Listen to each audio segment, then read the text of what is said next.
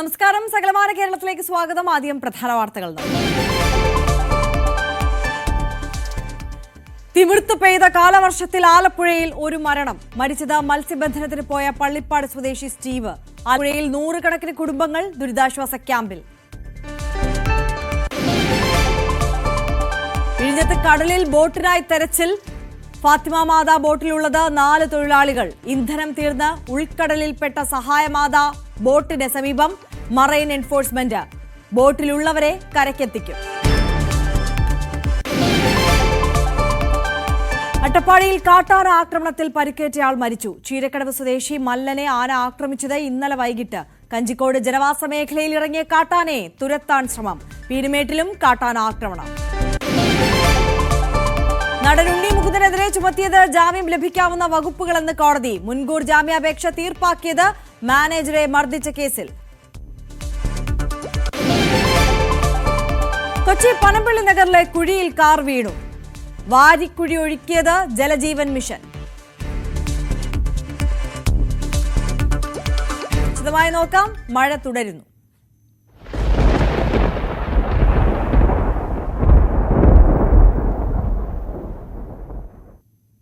സംസ്ഥാനത്തെ മലയോര മേഖലകളിൽ അടക്കം അതിശക്തമായ മഴ തുടരുകയാണ്. മഴക്കെടുതിയിൽ ആലപ്പുഴയിൽ ഒരാൾ മരിച്ചു.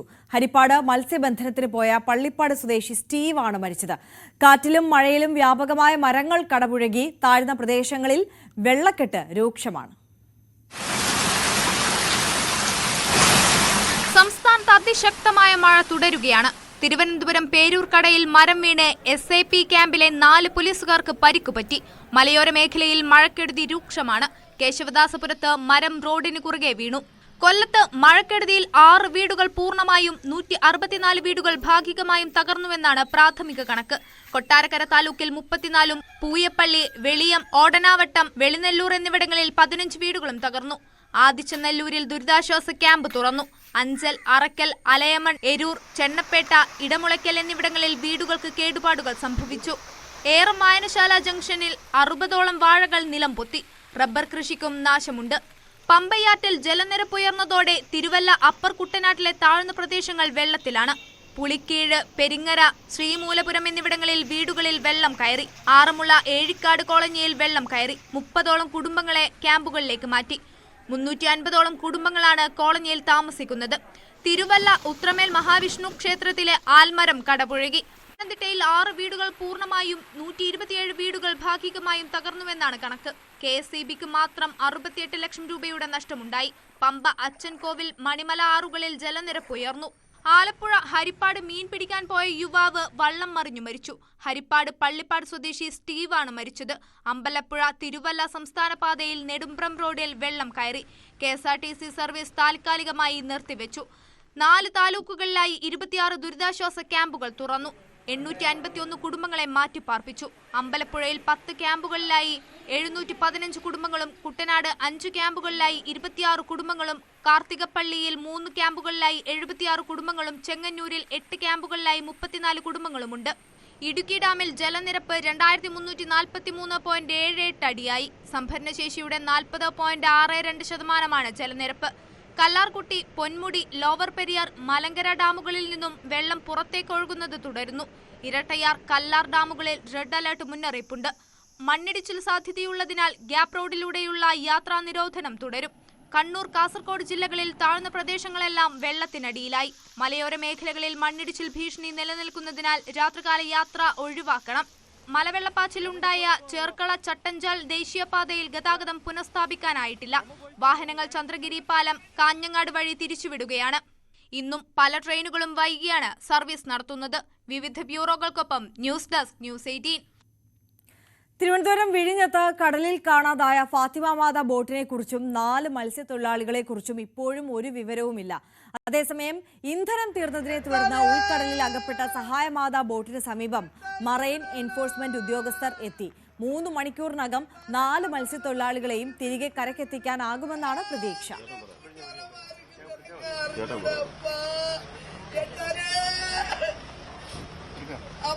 കഴിഞ്ഞ വ്യാഴാഴ്ച വൈകുന്നേരം 3:30-ക്കാണ് വിഴിഞ്ഞത്ത് നിന്ന് മത്സ്യബന്ധനത്തിന് പോയ സഹായമാത ഫാത്തിമബാധ ഇങ്ങനെ 2 ബോട്ടുകൾ കാണാതാകുന്നത്. ഇതിൽ ആകെ 8 പേരാണ് ഉണ്ടായിരുന്നത്. ഇതിൽ സഹായമാത എന്ന ബോട്ടിലുണ്ടായിരുന്ന 4 പേർ ഈ ബോട്ടിൽ ഇന്ധനം തീർന്നതിനെ തുടർന്ന് കടലിൽ അകപ്പെട്ട നിലയിൽ കോസ്റ്റ് ഗാർഡ് കണ്ടെത്തിയിട്ടുണ്ട്. ഈ ഇന്ധനം എത്തിച്ച് അവിടെ നിന്ന് ഈ ബോട്ട് തിരികെ കരയിലേക്ക് എത്തിക്കുന്നതിന് വേണ്ടിയുള്ള നടപടികൾ പുരോഗമിക്കുകയാണ് എന്നാണ് സ്ഥലം MLA കൂടിയായ M. വിൻസെന്റും അതോടൊപ്പം കോസ്റ്റ് ഗാർഡ് ഉദ്യോഗസ്ഥരും അല്പസമയം മുമ്പ് അറിയിച്ചിരിക്കുന്നത്. പക്ഷേ ഫാത്തിമബാധ ബോട്ടിനെ കുറിച്ചുള്ള വിവരങ്ങളാണ് ഇനിയും ലഭിക്കാനുള്ളത്. ആശങ്കയുടെ വേലിയേറ്റം തന്നെയാണ് മത്സ്യത്തൊഴിലാളി കുടുംബങ്ങളിൽ. ആരാണ് നമുക്ക് കാണാതായ സഹോദരനാണ്. പേര് ജോണി, 8-ാം ജോണി. ഫാത്തിമബാധ ബോട്ടിലായിരുന്നു. ഫാത്തിമബാധ ബോട്ടിലാണ്. ഇന്ന് 3 ദിവസം കൊണ്ട് അവരെ കാണുന്നില്ല. അവരെവിടെയാണെന്ന് ഞങ്ങൾക്ക് അറിയാൻ പറ്റണില്ല. ബാക്കിയുള്ള മക്കളെല്ലാം വന്ന് ചേർന്നുകൊണ്ടിരിക്കണമെന്ന് പറയണ ഇവരുടെ ഒരറിവും ഞങ്ങൾക്ക് കിട്ടുന്നില്ല. ഞങ്ങൾക്ക് ഒരറിവും കിട്ടുന്നില്ല. 3 ദിവസം കൊണ്ട് അവര് വെള്ളത്തിൽ കിടന്ന് നീന്തല്ലേ, കൊണ്ടുവരാൻ പറയേ. അതിശക്തമായ കാറ്റ് അടിച്ചുകൊണ്ടിരിക്കുന്നു. കടലാക്രമണ ഭീഷണി പല മേഖലകളിലും നിലനിൽക്കുന്നു. അതിനിടയിൽ ഹെലികോപ്റ്റർ ഉപയോഗിച്ചുകൊണ്ടുള്ള പരിശോധന ഈ ഒരു ഘട്ടത്തിൽ പ്രായോഗികമായി നടപ്പിലാക്കുന്നതിന് ചില തടസ്സങ്ങൾ ഉണ്ട് എന്നാണ് കോസ്റ്റ് ഗാർഡ് അധികൃതർ അറിയിക്കുന്നത്. ആ ഒരു പശ്ചാത്തലത്തിൽ തന്നെയാണ് ഈ 2 കപ്പലുകൾ ഉപയോഗിച്ചുകൊണ്ട് വ്യാപകമായ പരിശോധന തീരത്ത് നിന്നൊരു 4 നോട്ടിക്കൽ മൈൽ വരെയുള്ള പ്രദേശത്ത് ഇപ്പോൾ കോസ്റ്റ് ഗാർഡിന്റെ ഉദ്യോഗസ്ഥരുടെ നേതൃത്വത്തിൽ പുരോഗമിച്ചുകൊണ്ടിരിക്കുന്നത്. എന്തായാലും പ്രതീക്ഷയ്ക്ക് വകയുള്ള ഒരു വാർത്ത കേൾക്കാനുള്ള ആകാംക്ഷയിൽ കാത്തിരിക്കുകയാണ് ദിവസങ്ങളായി ഈ കാണാതായ ബോട്ടിലുണ്ടായിരുന്ന മത്സ്യത്തൊഴിലാളികളുടെ കുടുംബാംഗങ്ങളും ബന്ധുക്കളും. ക്യാമറമാൻ അരുൺ പാലോടിനൊപ്പം ഡാൻ കുര്യൻ, ന്യൂസ് 18. എറണാകുളം പനമ്പള്ളി നഗറിൽ കാർ കുഴിയിൽ വീണു. ജലജീവൻ മിഷനു വേണ്ടി എടുത്ത കുഴിയിലാണ് കാർ വീണത്. ആർക്കും പരിക്കില്ല. കൊച്ചിയിൽ നിന്ന് ഡാനി പോളിന്റെ റിപ്പോർട്ട് കാണാം. പനമ്പള്ളി നഗറിലാണ് വാട്ടർ അതോറിറ്റി ഒരു മുന്നറിയിപ്പുമില്ലാതെ എടുത്ത കുഴിയിലേക്ക് കാർ വീണത്. ഭാഗ്യത്തിന് ആർക്കും പരിക്കോ കാര്യങ്ങളോ ഒന്നുമില്ല. ഇന്നലെ രാത്രിയോടുകൂടിയാണ് ഈ കുഴിയെടുത്തതെന്നാണ് പരിസരവാസികൾ പറയുന്നത്. നമുക്ക് കാണാം ഈ കാറ് നേരെ ഒരു ഭാഗം പൂർണ്ണമായും അതിനകത്തേക്ക് വീണു. ഇത് യാതൊരു മുന്നറിയിപ്പ് സംവിധാനങ്ങളും ഇല്ലാതെയാണ് ഇവിടെ ഇത് സ്ഥാപിച്ചതെന്നാണ് ഈ കുഴിയെടുത്തതെന്നാണ് നാട്ടുകാർ പറയുന്നത്. പലരും ഇന്നലെ രാത്രി ഇവിടെ വന്നതിന് ശേഷമാണ് ഇവിടെ കുഴിയെടുക്കുന്ന വിവരം പോലും അറിഞ്ഞത്. ഞങ്ങൾ ഇതിലെ കൂടി രാത്രി പെങ്ങളുടെ വീട്ടിൽ പോയിട്ട് ഫാമിലിയായിട്ട് തിരിച്ച് ഇതിലെ വഴി ഇങ്ങനെ പോണേണ്. അപ്പോഴേക്ക് അവിടെ ശരിക്കും ബ്ലോക്ക് ചെയ്യണം. നമുക്ക് ബ്ലോക്ക് ചെയ്യേണ്ട അറിയാത്തതുകൊണ്ട് ഞാനും എന്റെ വണ്ടിയും ബാക്കിലൊരു കാറും ഉണ്ടായിരുന്നു. ഇത് കൂടാതെ 2 ടൂ വീലർ ഇതിലെ കൂടി പാസ് ചെയ്ത് ഇവിടെ എത്തിയപ്പോഴാണ് ഇവിടെ ഇങ്ങനെ പൊളിച്ചിട്ടേക്കുന്നത്. ഇത് ശരിക്കും ആ കോൺട്രാക്ട് ആരായാലും ആ കോൺട്രാക്ട് പൈസ ഈടാക്കണം, എന്നാലേ ഇതിനൊക്കെ സ്പ്രാഡാവുള്ളൂ. യാതൊരു ഇത് അറിയിപ്പില്ലെന്ന് മാത്രമല്ല കോരിച്ചൊരിയുന്ന മഴയും അതുപോലെ തന്നെ ആളുകളൊക്കെ ഇപ്പൊ ഇങ്ങനെ ഒരു വർക്ക് ബോധമുള്ള ആരെങ്കിലും ചെയ്യൂ. കേരളം മുഴുവനും റോഡ് താറുമാറായി എന്ന് പറഞ്ഞ് വാർത്തകൾ ഇങ്ങനെ ദുരിതരാ വന്നുകൊണ്ടിരിക്കുന്ന ചാനലുകൾ മുഴുവനും അത് തന്നെ കണ്ടുകൊണ്ടിരിക്കുന്ന ആളുകൾ ഇങ്ങനെ ഒരു പ്രതീക്ഷ ഒരിക്കലുമില്ല.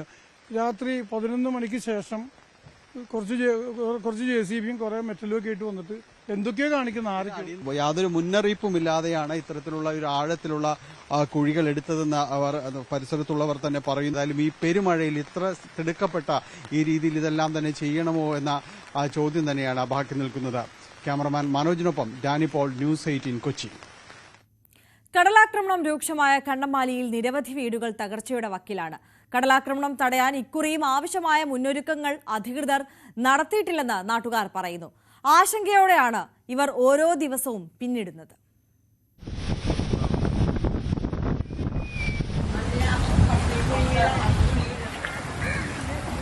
കടലാക്രമണത്തിന്റെ രൂക്ഷത നേരിട്ട് അനുഭവിക്കുന്ന മേഖലകളാണ് കണ്ണമാലിയുടെ ഭൂരിഭാഗം പ്രദേശങ്ങളും. ചിലർ വീടുപേക്ഷിച്ചു പോയി. മണ്ണടിഞ്ഞ് പല വീടുകളും ഉപയോഗിക്കാൻ പറ്റാത്തവയായി. ബന്ധുവീടുകളിൽ അഭയം തേടിയവരും നിരവധി. മഴക്കാലം എത്തും മുൻപ് പൂർത്തീകരിക്കേണ്ട കടൽഭിത്തിയുടെ അറ്റകുറ്റപ്പണികളടക്കമുള്ളവ ചെയ്യാത്തതാണ് വിനയായതെന്നാണ് നാട്ടുകാർ പറയുന്നത്. അധികൃതരാരും ഇവിടേക്ക് ഇതുവരെയും തിരിഞ്ഞു നോക്കിയിട്ടില്ലെന്നും ഇവർ കുറ്റപ്പെടുത്തുന്നു. ജിയോ ബാഗ് വെച്ചതാണ് ഞങ്ങൾക്ക് ഇത്രയും പരിഹാരം ഉണ്ടായത്. ജിയോ ബാഗ് വെക്കാത്തത്രയും കാലമാണ് ഇപ്പൊ ഈ കടൽ കയറിയത്. അതേസമയം ജിയോ ബാഗാണ് കയറ്റി വെച്ചിരുന്നാണെങ്കിൽ ഞങ്ങൾക്ക് ഇപ്പൊ ഇവിടെ പൊട്ടിയല്ലായിരുന്നു. അതായത് ഞങ്ങള് ഒരുപാട് ആവശ്യങ്ങൾ ഞങ്ങൾ പറഞ്ഞതാ, അവര് ഒരുപാട് വാഗ്ദാനങ്ങളും ഞങ്ങൾക്ക് തന്നതാ. ഇപ്പൊ ഒരു പ്രതീക്ഷ ഞങ്ങൾക്കില്ല. ഒരു കൊല്ലങ്ങളിൽ 1 മാസത്തേക്ക് മുമ്പ് അവർ കുറെ ചാക്ക എന്തെങ്കിലും ഇവിടെ വെച്ച് അടച്ചെങ്കിൽ ഞങ്ങൾ ഈ വെള്ളത്തിൽ മുങ്ങിയാല. അപ്പോൾ അവരിത് വന്നു കഴിഞ്ഞിട്ടേ ചെയ്യുള്ളൂ. വന്നു കഴിഞ്ഞാൽ ഇവിടെ ചെയ്യാൻ മണ്ണ് എന്തെങ്കിലും ഉണ്ടാവും? ഒന്നും ഉണ്ടാവില്ല. അവരുടെ പരിപാടി അതാ. അവർ പറയുന്നത് എന്തെങ്കിലും സംഭവിച്ചു കഴിഞ്ഞാൽ നമ്മൾ ചെയ്യാൻ പറ്റുള്ളൂ എന്ന്. അങ്ങനെ ചെയ്തിട്ടെന്തിനാ ഞങ്ങൾ നശിച്ചു കഴിഞ്ഞിട്ട് ചെയ്യാൻ വന്നിട്ട് ഇവിടെ ചെയ്യാൻ പറ്റുമോ? ഇന്നാണ് ഇപ്പോൾ ഇത്തിരി കടൽ കുറഞ്ഞേക്കണം. അതുപോലും തിരക്കാൻ വരാൻ അവരില്ല. കണ്ണമാലി ചെറിയ കടവ് മുതൽ വലിയൊരു മേഖല മുഴുവനായും കടൽക്കയറ്റത്തിന്റെ രൂക്ഷത അനുഭവിക്കുകയാണ്. നിർദ്ദിഷ്ട ടെട്രാപോഡ് കടൽഭിത്തിയുടെ നിർമ്മാണത്തെക്കുറിച്ച് സർക്കാരോ ജനപ്രതിനിധികളോ ഒരു ഉറപ്പും ഇപ്പോൾ ഇവിടത്തുകാർക്ക് നൽകുന്നുമില്ല. ന്യൂസ് 18 കൊച്ചി. സംസ്ഥാനത്ത് ജൂൺ 2 തന്നെ സ്കൂൾ തുറക്കുമെന്ന് മന്ത്രി വി ശിവൻകുട്ടി. കാലാവസ്ഥ നോക്കിയതിനു ശേഷം മുഖ്യമന്ത്രിയുമായി കൂടിയാലോചിച്ച് ദിവസത്തിൽ മാറ്റം വേണമോ എന്ന കാര്യത്തിൽ തീരുമാനമെടുക്കുമെന്നും മന്ത്രി പറഞ്ഞു. പത്തനംതിട്ട തിരുവല്ലയിൽ ശക്തമായ കാറ്റിലും മഴയിലും ക്ഷേത്രത്തിലെ ആൽമരം കടപുഴകി വീണു. ഉത്രമേൽ മഹാവിഷ്ണു ക്ഷേത്രത്തിലെ ആൽമരമാണ് രാവിലെ 7 മണിയോടെ കടപുഴകി വീണത്. ക്ഷേത്ര മതിലിന്റെ ഒരു ഭാഗം മരം വീണ് ഇടിഞ്ഞു. ഞാൻ കണ്ടോണ്ടിരിക്കാൻ ഞങ്ങള് അല്ലേ കണ്ടു. ശിവലിംഗം കണ്ടെത്തിയ പാലാ ബിഷപ്പ് ഹൌസ് ഭൂമിയിൽ ക്ഷേത്രം സ്ഥാപിക്കണമെന്ന് ദേവപ്രശ്നവിധി. 3 ദിവസമായി മുല്ലപ്പള്ളി നാരായണൻ നമ്പൂതിരിയുടെ മുഖ്യ കാർമ്മികത്വത്തിൽ നടന്ന ദേവപ്രശ്നത്തിലാണ് വിധി. ബിഷപ്പ് ഹൌസുമായി ആലോചിച്ച് തുടർ നടപടികൾ സ്വീകരിക്കുമെന്ന് ക്ഷേത്രം ഭാരവാഹികൾ പറഞ്ഞു. ബിഷപ്പ് ഹൌസ് അധികൃതരുടെ കൂടി സഹകരണത്തോടെയായിരുന്നു ദേവപ്രശ്നം. ക്ഷേത്ര സങ്കേതങ്ങളൊന്നും പ്രത്യക്ഷത്തിൽ കാണാനില്ലെങ്കിലും ഇപ്പോൾ നമ്മൾ കണ്ടുകിട്ടിയ ഉപാധികൾ ക്ഷേത്രവുമായി പൂർവ്വകാലത്ത് ആരാധിക്കപ്പെട്ട ക്ഷേത്രം നിലനിന്നിരുന്നതിൻ്റെ തെളിവുകളുണ്ട്.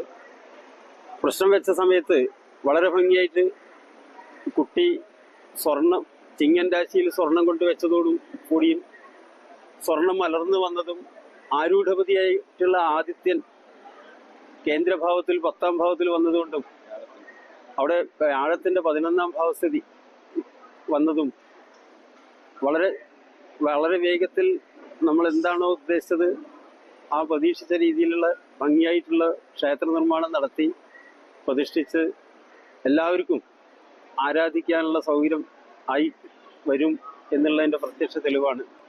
ആരൂഢപതിയുടെ കേന്ദ്രസ്ഥിതി ശിവന്റെ സാന്നിധ്യമാണ്.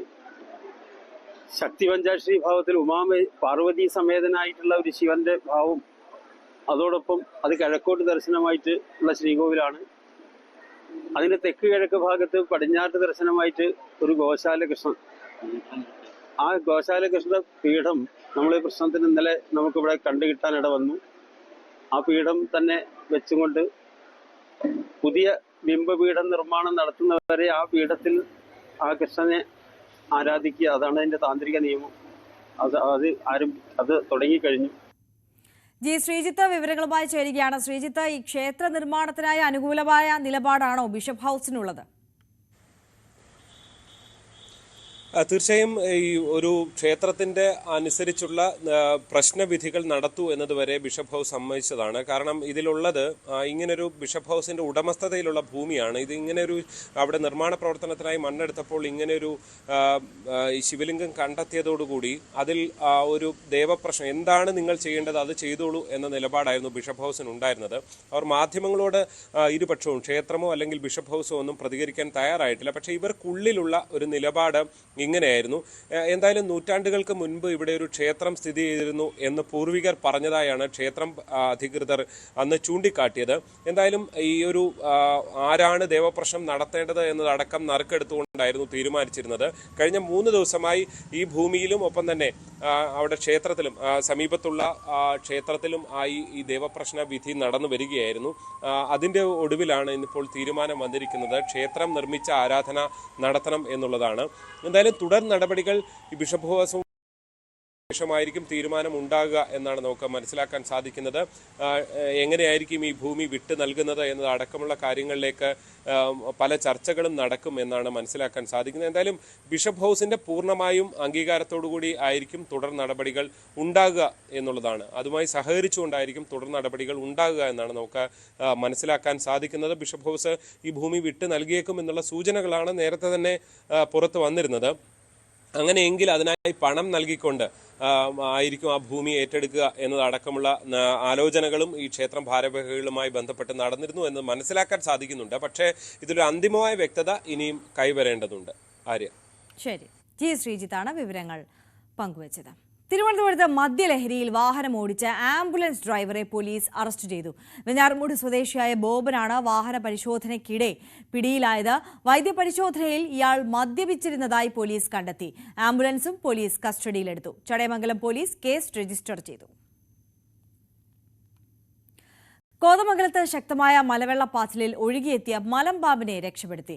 രാവിലെ കുളിക്കാനെത്തിയ പ്രദേശവാസികളാണ് പാമ്പിനെ ആദ്യം കണ്ടത്. കുട്ടമ്പുഴ ഫോറസ്റ്റ് ഓഫീസിൽ വിവരം അറിയിച്ചതിനെ തുടർന്ന് വനപാലക സംഘം എത്തി പാമ്പിനെ പിടികൂടുകയായിരുന്നു. 15 കിലോയോളം തൂക്കം വരുന്ന മലമ്പാമ്പാണിത്.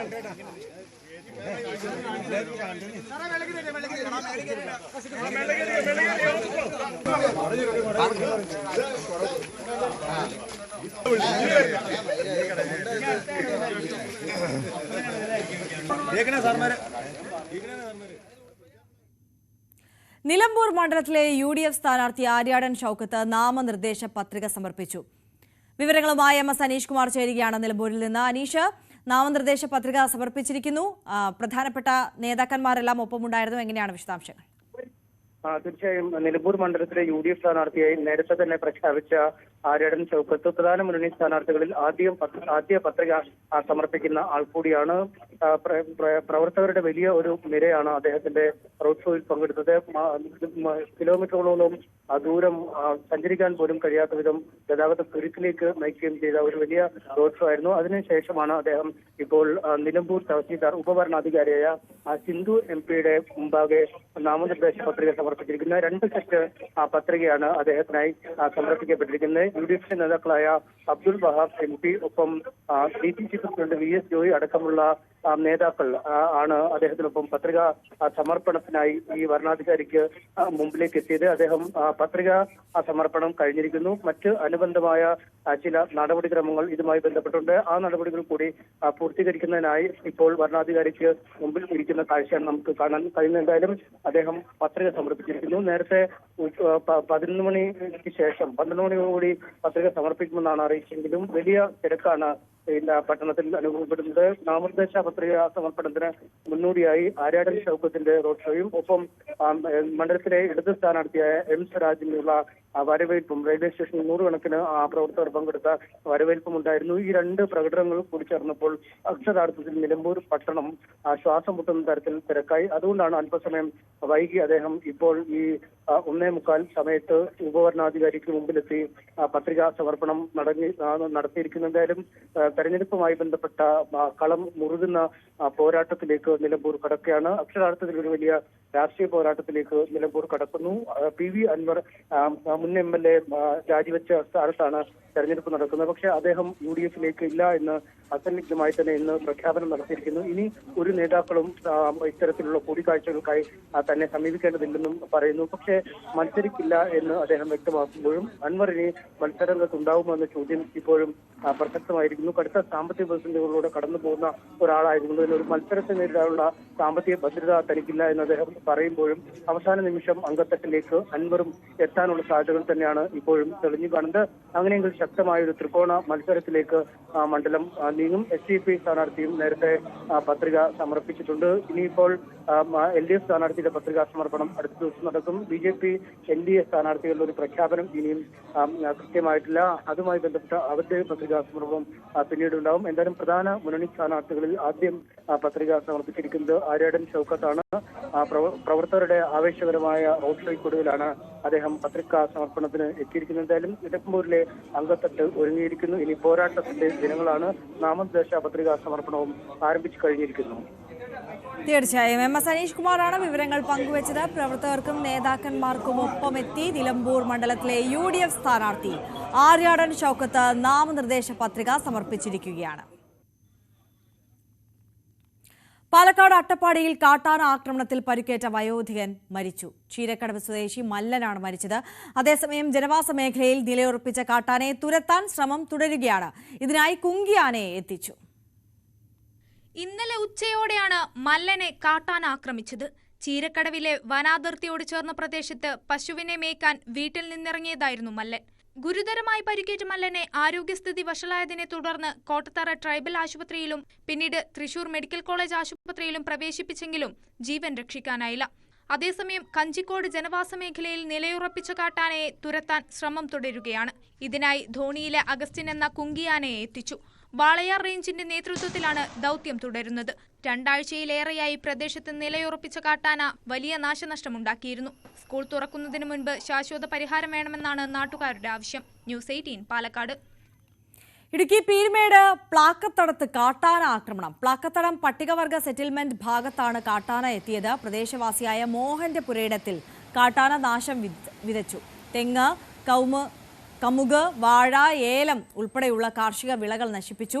വനംവകുപ്പിന്റെ അടിയന്തര നടപടി ഉണ്ടാവണമെന്ന് നാട്ടുകാർ ആവശ്യപ്പെട്ടു.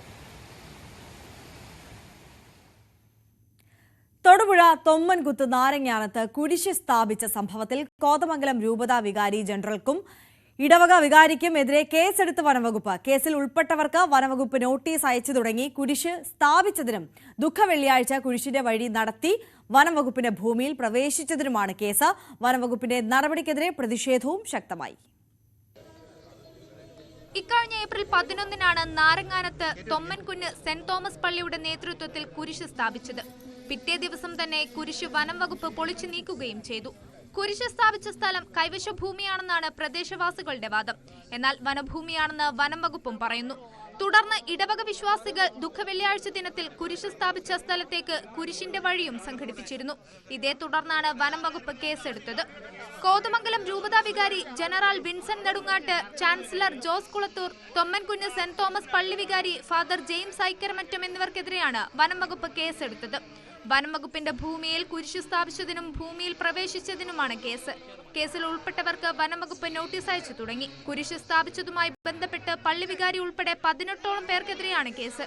ദുഃഖവെള്ളിയാഴ്ച ദിനത്തിൽ കുരിശിന്റെ വഴി നടത്തി വനംവകുപ്പിന്റെ ഭൂമിയിൽ പ്രവേശിച്ചതിനാണ് 2ാമത്തെ കേസ്. വിവിധ രാഷ്ട്രീയ കക്ഷി നേതാക്കൾ, പ്രദേശവാസികൾ, പള്ളിയിലെ വിവിധ സംഘടനാ ഭാരവാഹികൾ ഉൾപ്പെടെയുള്ളവർക്കെതിരെയും കേസുണ്ട്. ബീറ്റ് ഫോറസ്റ്റർമാർ വഴിയാണ് കേസിൽ ഉൾപ്പെട്ടിട്ടുള്ളവർക്ക് നോട്ടീസ് നൽകുന്നത്. വരും ദിവസങ്ങളിൽ കൂടുതൽ ആളുകൾക്ക് നോട്ടീസ് നൽകിയേക്കുമെന്നാണ് സൂചന. ന്യൂസ് 18 ഇടുക്കി. കാരശ്ശേരി പഞ്ചായത്ത് ഓഫീസിന് മുമ്പിൽ ഇടതുപക്ഷ അംഗങ്ങൾ കുത്തിയിരിപ്പ് സമരം നടത്തി. കാരശ്ശേരി പഞ്ചായത്തിന്റെ ഉടമസ്ഥതയിലുള്ള SK സ്മൃതി കേന്ദ്രത്തിന് സമീപം ചെറുപുഴയുടെ തീരത്തുള്ള ചോലയിലെ തീരം തകർത്തെന്നാണ് ആരോപണം. ജലാശയത്തിലേക്ക് ഇറങ്ങുന്നതിനായി 1 വർഷം മുൻപ് ലക്ഷങ്ങൾ ചെലവഴിച്ച് നിർമ്മിച്ച പടവുകൾ JCB ഉപയോഗിച്ച് തകർത്തതും പരാതിപ്പെടുന്നു. ആരോപണം നേരിടുന്ന കരാറുകാർക്കെതിരെ നടപടി സ്വീകരിക്കാത്തതിൽ പ്രതിഷേധിച്ചാണ് കുത്തിയിരിപ്പ് സമരം നടത്തിയത്. കാരശ്ശേരി പഞ്ചായത്തിന്റെ ഉടമസ്ഥതയിലുള്ള SK സ്മൃതി കേന്ദ്രത്തിന് സമീപം ചെറുപുഴയുടെ തീരത്ത് സ്ഥിതി ചെയ്യുന്ന മുളംചോലയിലെ മുളകൾ JCB ഉപയോഗിച്ച് പുഴയിലേക്ക് തള്ളിയിടുകയും തീരം ഇടിക്കുകയും ചോലയിലേക്ക് ഇറങ്ങുന്നതിനായി 1 വർഷം മുൻപ് പഞ്ചായത്ത് ലക്ഷങ്ങൾ ചെലവഴിച്ച് നിർമ്മിച്ച പടവുകൾ തകർക്കുകയും ചെയ്തുവെന്ന ആരോപണം നേരിടുന്ന കരാറുകാരൻ കാരശ്ശേരി സ്വദേശി വിനോദ് പുത്രശ്ശേരിക്കെതിരെ നടപടി എടുക്കാത്തതിൽ പ്രതിഷേധിച്ചാണ് LDF അംഗങ്ങൾ പഞ്ചായത്ത് ഓഫീസിന് മുന്നിൽ കുത്തിയിരുന്ന് സമരം ചെയ്തത്. ഇതു സംബന്ധിച്ച് LDF അംഗങ്ങൾ പഞ്ചായത്ത് സെക്രട്ടറിക്കും ഭരണസമിതിക്കും നൽകിയ പരാതിയിൽ ഇതുവരെ നടപടിയുണ്ടായിട്ടില്ല. സമരം പഞ്ചായത്ത് അംഗം KP ഷാജി ഉദ്ഘാടനം ചെയ്തു. കരാറുകാരനെതിരെ നടപടിയെടുത്തില്ലെങ്കിൽ ശക്തമായ ജനകീയ സമരം ഉൾപ്പെടെ നടത്തുമെന്ന് ഷാജി വ്യക്തമാക്കി. ഇടതുപക്ഷ മെമ്പർമാർ കൊടുത്തിരിക്കുന്ന പരാതി മുഖവിലക്കെടുത്തിട്ടില്ല. അതിനെതിരായിട്ടാണ് ഇവിടെ സമരം സംഘടിപ്പിച്ചിട്ടുള്ളത്. ഇടതുപക്ഷ മുന്നണി ആവശ്യപ്പെടുന്നത് ഈ രൂപത്തിൽ പഞ്ചായത്തിന്റെ പൊതുമുതൽ നശിപ്പിക്കുന്ന ആളുകൾക്കെതിരെ ക്രിമിനൽ കുറ്റം സ്വീകരിക്കണം, നിയമപരമായ നടപടികൾ സ്വീകരിച്ചുകൊണ്ട് ഇങ്ങനെ വന്നുള്ള നഷ്ടം അവരിൽ നിന്ന് ഈടാക്കാനുള്ള സമീപനം ബന്ധപ്പെട്ട പഞ്ചായത്തിന് അധികാരികൾ സ്വീകരിക്കണം. അല്ലെങ്കിൽ കൂടുതൽ ജനങ്ങളെ സംഘടിപ്പിച്ചുകൊണ്ട് അതിബൃഹത്തായ സമരങ്ങൾക്ക് ഇടതുപക്ഷ മുന്നണി നേതൃത്വം കൊടുക്കും എന്നാണ് സൂചിപ്പിക്കാനുള്ളത്. എന്നാൽ പഞ്ചായത്ത് ഇരുവഴിഞ്ഞിപ്പുഴയിൽ നേരത്തെ നിർമ്മിക്കുകയും മുക്കംകടവ് പാലം വന്നപ്പോൾ പൊളിച്ചുമാറ്റുകയും ചെയ്ത ബെൻഡ് പാലത്തിന്റെ പൈപ്പുകൾ ഒഴിവാക്കാൻ കരാറെടുത്ത വിനോദ് പുത്രശ്ശേരി ക്രെയിൻ ഉപയോഗിച്ച് ചെറുപുഴയുടെ തീരത്തുകൂടി JCB ഇറക്കിയപ്പോഴാണ് മുളങ്കൂട്ടം തകർന്നതെന്ന് പഞ്ചായത്ത് പ്രസിഡന്റ് സുനിതാ രാജൻ വിശദീകരിച്ചു. കരാറുകാരനിൽ നിന്ന് നഷ്ടം ഈടാക്കാൻ നോട്ടീസ് നൽകാൻ പഞ്ചായത്ത് സെക്രട്ടറിക്ക് നിർദ്ദേശം നൽകിയതായും പ്രസിഡന്റ് വ്യക്തമാക്കി. അതിന് കേടുപാടുകൾ നന്നായിട്ട് സംഭവിച്ചിട്ടുണ്ട്, ആ സ്റ്റെപ്പിനും മുളങ്കാടിനൊക്കെ. പക്ഷേ ഇത് ഞങ്ങൾ പോയി നോക്കുകയും അപ്പോൾ അതിന് ഒരുപാട് കേടുപാടും നഷ്ടം വന്നതുകൊണ്ട് അതിന് നഷ്ടം ഈടാക്കുന്നതിന് വേണ്ടി സെക്രട്ടറിക്ക് പരാതി കൊടുക്കുകയും സെക്രട്ടറി അത് നഷ്ടം ഈടാക്കുന്നതിന് വേണ്ടി ലെറ്റർ കൊടുക്കുന്നതിന് വേണ്ടിയിട്ട് ഞങ്ങൾ തീരുമാനിച്ചിട്ടുണ്ട്. കുത്തിയിരിപ്പ് സമരത്തിൽ പഞ്ചായത്ത് അംഗങ്ങളായ K Sivarajan, K Naushad, MR Sukumaran, Jijitha Suresh, EP Ajith, Shruthi Kambalath, Siji Sibi എന്നിവർ പങ്കെടുത്തു. ന്യൂസ് 18 കോഴിക്കോട്. മാനേജരെ മർദ്ദിച്ച കേസിൽ നടൻ ഉണ്ണി മുകുന്ദന്റെ മുൻകൂർ ജാമ്യാപേക്ഷ തീർപ്പാക്കി. എറണാകുളം അഡീഷണൽ സെഷൻസ് കോടതിയാണ് ഹർജി തീർപ്പാക്കിയത്. ജാമ്യം ലഭിക്കാവുന്ന കുറ്റങ്ങളാണ് പ്രതിക്കെതിരെ ഉള്ളത് എന്ന് നിരീക്ഷിച്ചാണ് കോടതിയുടെ നടപടി. മഴയെ പ്രണയിച്ച അതുല്യ പ്രതിഭയുടെ ഓർമ്മകൾ പങ്കുവെച്ചുകൊണ്ട് 34ാമത് പത്മരാജൻ അവാർഡ് ദാന ചടങ്ങ് നടന്നു. സാഹിത്യ സിനിമാ രംഗങ്ങളിലെ മികവിനുള്ള അവാർഡുകൾ മോഹൻലാൽ വിതരണം ചെയ്തു. മികച്ച സംവിധായകനും തിരക്കഥയ്ക്കുമുള്ള അവാർഡ് ഫെമിനിച്ചി ഫാത്തിമയുടെ സംവിധായകൻ ഫാസിൽ മുഹമ്മദ് സ്വന്തമാക്കി. ഓരോ സിനിമയും പ്രേക്ഷകന്റെ മണ്ണിൽ ഓരോ ബോർഡിലെങ്കിലും ഏൽപ്പിച്ചിരിക്കണം എന്ന വിശ്വാസത്തിൽ ഊന്നു നിന്നുകൊണ്ടാണ് ഞാനെപ്പോഴും ചിത്രമെടുക്കാറ്.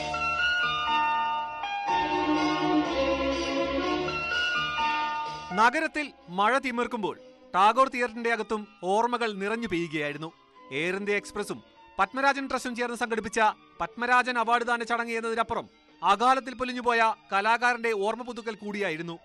സിനിമാ ജീവിതത്തിൽ പത്മരാജൻ പകർന്നു നൽകിയ അതുല്യ നിമിഷങ്ങൾ മോഹൻലാൽ ചടങ്ങിൽ പങ്കുവച്ചു. ശ്രീ IV ശശിശാറിന്റെയും മറ്റും മുഖ്യധാര സിനിമകളിലും വരദേറ്റിനെയും പ്രിയപ്പെട്ട പത്മരാജൻ, ഞങ്ങളുടെ പപ്പേട്ടന്റെ പോലുള്ള സമാന്തര സിനിമകളിലും ഒരേ സമയം അഭിനയിക്കാനായതാണ് ഞങ്ങളുടെ കരിയറിനെ ശാക്തീകരിച്ചത് എന്ന് ഞാൻ കരുതുന്നു. അതിൽ തന്നെ കരിമ്പിൻ പൂവിനക്കരെ പോലെ ശശിയേട്ടനും പപ്പേട്ടനും ഒന്നിച്ച സിനിമകളിലും എനിക്ക് അഭിനയിക്കാനായത് വലിയ ഭാഗ്യമായിട്ടാണ് ഞാൻ കാണുന്നത്. മികച്ച നോവലിനുള്ള പത്മരാജൻ പുരസ്കാരം പട്ടുനൂൽ പുഴു എന്ന നോവലിന്റെ രചയിതാവ് S. ഹരീഷിനും ചെറുകഥാ പുരസ്കാരം ഇടമലയിലെ യാക്കൂബ് എന്ന കഥയ്ക്ക് PS. റഫീഖും ഏറ്റുവാങ്ങി.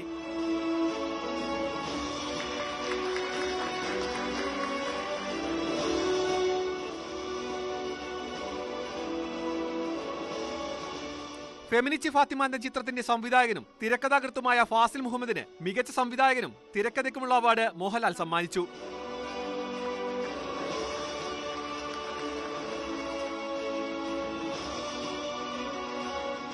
യുവ എഴുത്തുകാരുടെ ശ്രദ്ധേയമായ ആദ്യ കൃതിക്ക് നൽകുന്ന Air India Express Tales of India award Aishwarya കമലയ്ക്കും മോഹൻലാൽ സമ്മാനിച്ചു.